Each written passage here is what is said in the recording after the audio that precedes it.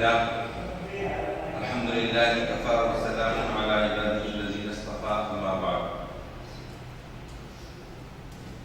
آج کا یہ پروگرام کامیاب ازدواجی زندگی کے عنوان سے BMS ہیومن رائٹس فاؤنڈیشن کی جانب سے پیش کیا جا رہا ہے۔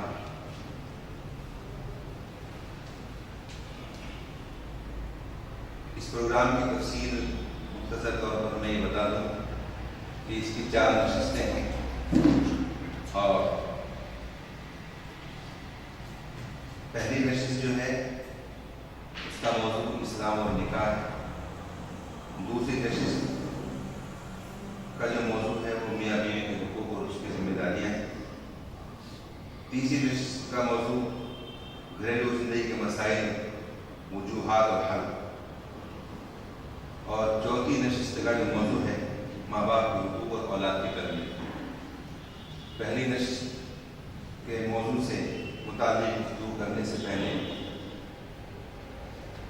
میں گزارش کرتا ہوں ہمارے BMS ہیومن رائٹس فاؤنڈیشن کے اہم ذمہ دار مفتی عبدالستار قاسمی صاحب سے کہ وہ اس پروگرام کا آغاز تلاوت کلام پاک سے فرمائیں۔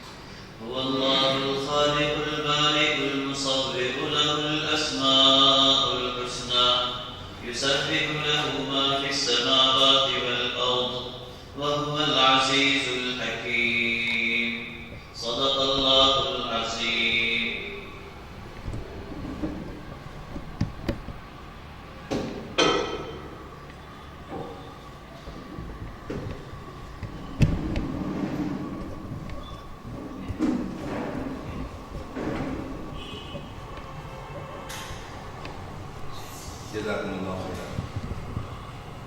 الحمد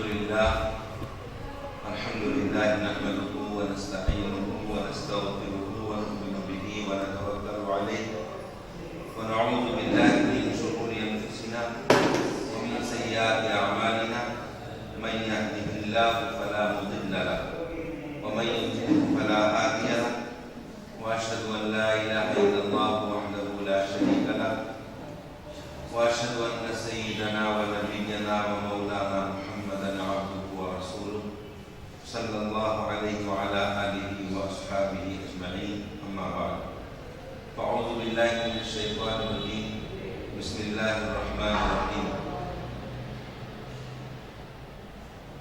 ولقد ارسلنا رسلا من قبلك وجعلنا لهم ازواجا وذرية،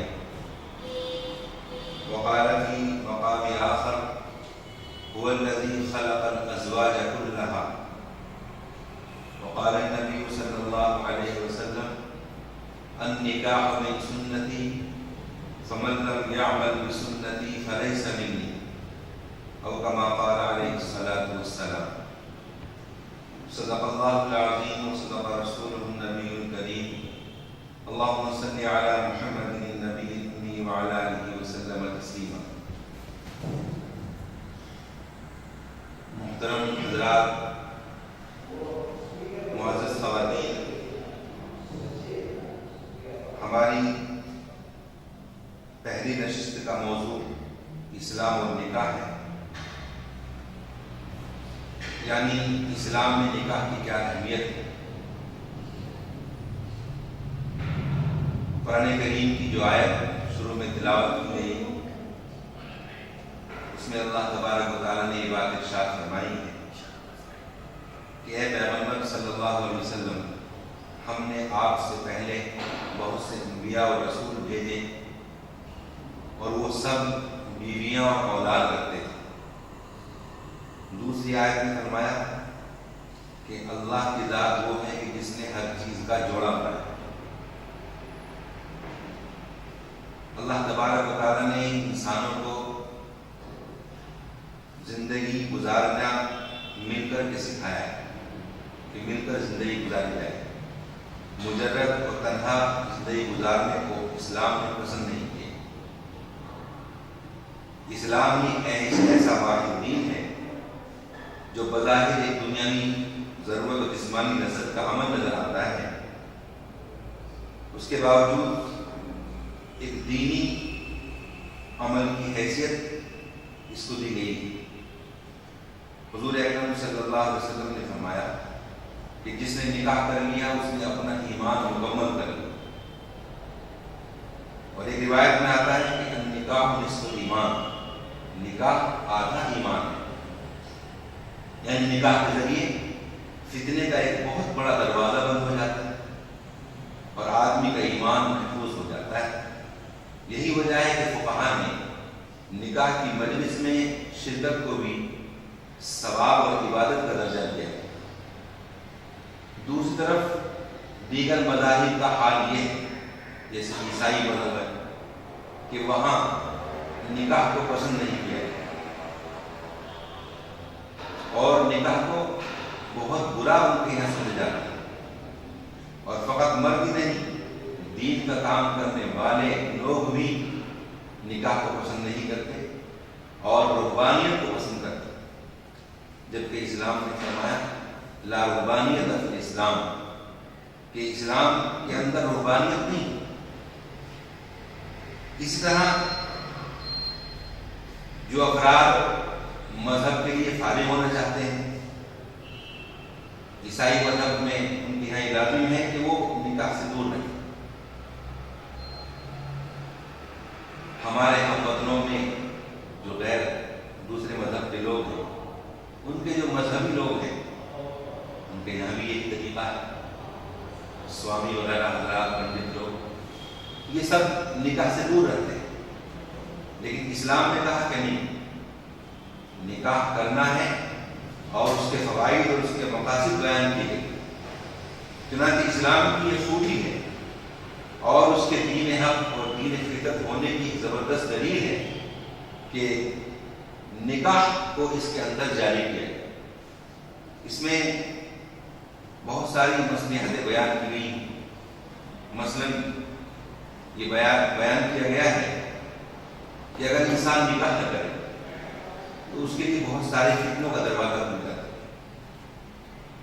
اس لیے کہ انسان کے اندر اللہ نے جو نفسانی خواہش رکھی ہے، اگر اسے نکاح کرنے کی اجازت نہ دی جائے تو پھر وہ اپنی اس خواہش کو نکاح کے علاوہ غلط طریقے سے پورا کرے جو اسلام میں پسندیدہ نہیں۔ اور ظاہر ہے کہ جب انسان منہ مارنے لگے، غلط طریقے سے اپنی ضرورت پوری کرنے لگے، تو پورا معاشرہ ہی برباد ہو جاتا ہے اور فتنوں کا دروازہ کھل جاتا ہے۔ اس لیے علماء نے لکھا ہے کہ شریعت اسلامیہ نے عقل سے بھی زیادہ انسان کی رہنمائی کی ہے۔ عقل تو یہ کہتی ہے کہ نکاح نہیں کرنا چاہیے، نکاح کے ذریعے دو مرد اور عورت بے حجاب ہو جائیں، لیکن شریعت اسلامیہ کہتی ہے کہ اگر نکاح پر پابندی لگائی جائے گی تو یہاں تو ایک میاں بیوی مرد عورت بے حجاب ہونے سے عقل رکا رہی ہے، لیکن نکاح پر پابندی سے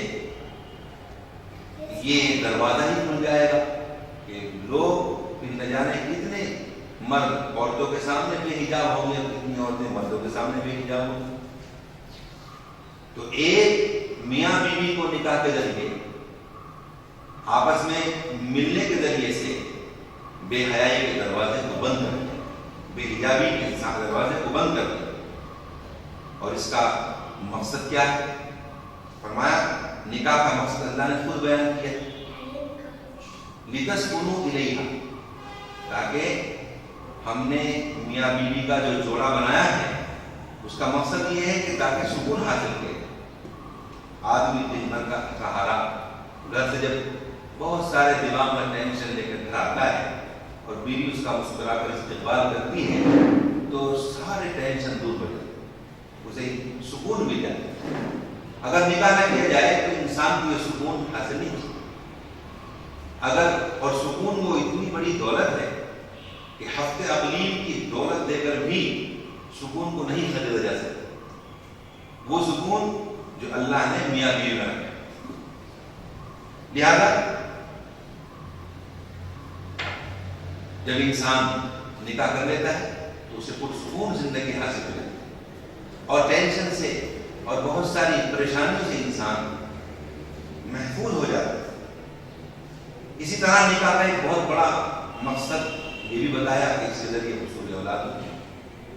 چنانچہ حدیث میں اللہ کے نبی نے ارشاد فرمایا تزوجوا الودود الولود فإنی مکاثر بکم الامم، کہ تم ایسی عورت سے نکاح کرو جو زیادہ بچے دینے والی ہو کہ میں قیامت میں اپنی امت کی کثرت اور زیادتی پر فخر کروں. نکاح کے ذریعے اولاد کا حصول ہوتا ہے اور یہ اولاد اتنی بڑی نعمت ہے کہ انسان کی تمنا رکھتا ہے کہ میرے اولاد. شادی ہونے کے بعد بچے نہ ہو تو آدمی جو ہے پریشان ہو جاتا ہے کہ میری اولاد بھی ہوگی. پھر وہ عاملوں کاملوں کے پاس جانے لگتا ہے اور بزرگوں کے پاس جا کے دعائیں کراتا ہے اور خود بھی دعائیں کرتا ہے. اگر نکاح نہ ہو تو پھر یہ اولاد کی دولت نصیب نہیں ہو سکتی. اور اگر نکاح کے بغیر یہ کام کیا جائے، آپس میں ملا جائے، تو ظاہر ہے کہ جو نسل تیار ہوگی وہ معاشرے کو تباہ کے دہان پر لانے والی ہے اور اس سے معاشرہ برباد ہو. نکاح کا ایک مقصد یہ بھی ہے کہ اس کے ذریعے سے گھروں کو آباد کیا جائے. میاں بیوی کا جو دو کا ملاپ ہوتا ہے یہ دو کا نہیں بلکہ دو خاندانوں کا ملاپ. انہی کے ذریعے گھر آباد ہوتا ہے، گھروں سے محلے آباد ہوتے ہیں اور پھر انہی سے معاشرہ ہوتا ہے. تو اس طرح نکاح کے یہ مقاصد ہیں. اور یہ بھی یاد رکھیں آپ کہ نکاح کا مقصد صرف لذت خوشی نہیں، نفس کی خواہش کو پورا کرنا نہیں. جو لوگ نکاح کو یہ سمجھتے ہیں وہ کوتاہ نظر ہے. نکاح کا مقصد یہی نہیں بلکہ نکاح کا وہ مقصد ہے جو ابھی بیان ہے، سکون حاصل کرنا، اولاد کو حاصل کرنا اور اس طرح ایک گھر کو اور معاشرے کو تیار کرنا، نسل انسانی کو تیار کرنا، اس کا مقصد ہوتا ہے. اور جہاں یہ تصور نہیں ہے تو وہاں پر یہ چیزیں آپ نہیں دیکھیں. یورپ میں آپ جا کر دیکھیں، وہاں برائی عام ہے تو وہاں کسی کو سکون نہیں. دولت کی ریل پیل ہونے کے باوجود سکون نہیں. کیوں؟ اس لیے کہ انہوں نے اس مقصد کو سمجھائی کہ نکاح کا مقصد کیا ہے. بہرحال خلاصہ یہ ہے کہ نکاح ایک بہت بڑی عبادت ہے اور انبیاء کی سنت. جتنے بھی انبیاء آئے تمام پیغمبروں نے نکاح کی اور ان کی اولادیں بھی. اور اللہ کے نبی نے ارشاد فرمایا یا معاشر الشباب من استطاع منکم الباءۃ فلیتزوج فإنه أغض للبصر وأحسن للفرج ومن لم يستطع فعليه بالصوم فإنه له وجاء. مطلب اس کا یہ ہے کہ اے نوجوانوں کی جماعت، تم کو چاہیے کہ نکاح کرو. اگر تمہارے اندر بیوی کو رکھنے کی طاقت ہے، کھانے پلانے کی طاقت ہے، پالنے کی طاقت ہے، آپ کو نکاح کر لینا چاہیے. اور فرمایا اس کا فائدہ یہ ہے کہ اس سے ہماری آبرو محفوظ ہو جاتی ہے، ہماری نگاہیں محفوظ ہو جاتی ہیں. نگاہوں کو اور عزت آبرو کو محفوظ رکھنے کا بہترین ذریعہ ہے. اور فرمایا جب تک تمہیں نکاح کرنے کی طاقت نہ ہو اور سہولت نہ ہو، فرمایا فعلیہ بالصوم، تو تمہیں روزہ رکھنا چاہیے. کہ روزہ نفسانی خواہش کا توڑ. نفسانی خواہش کو دبانے کے لیے ضروری ہے کہ آدمی یا تو نکاح کر دے یا پھر روزہ رکھے. فرمایا کہ اس کے لیے خصی ہونے کے برابر ہے. اس سے انسان کا نفس جو ہے پسماندہ ہو جائے گا اور جب شادی کی سہولت ہو جائے گا تو نکاح. اور اتنی اہمیت بیان فرمائی اللہ کے نبی نے، فرمایا النکاح من سنت، نکاح میری سنت ہے۔ اور آگے فرمایا فمن لم يعمل بسنتی فلیس منی، جو ہماری سنت پر عمل نہ کرے، جو ہماری سنت کو نہ اپنائے، وہ ہم میں سے نہیں۔ بہرحال نکاح کے بہت سے فوائد اور نکاح کا مقصد یہ آپ کے سامنے آیا۔ ایک چیز یہ ہے کہ نکاح سے پہلے آدمی کو کن چیزوں کا خیال رکھنا چاہیے۔ نکاح سے پہلے اگر آپ نکاح کے ذریعے سے سکون کی زندگی حاصل کرنا چاہتے ہیں تو آپ کو اپنی شریک حیات کا صحیح انتخاب کرنا ہو۔ اس کا معیار اللہ کے نبی نے ارشاد فرمایا تنکح المرأة لأربعین لمالها ولجمالها ولحسبها ولدینها فاصبر بذات الدین تربت کے، فرمایا 4 وجہ سے کسی عورت سے نکاح کیا جاتا ہے۔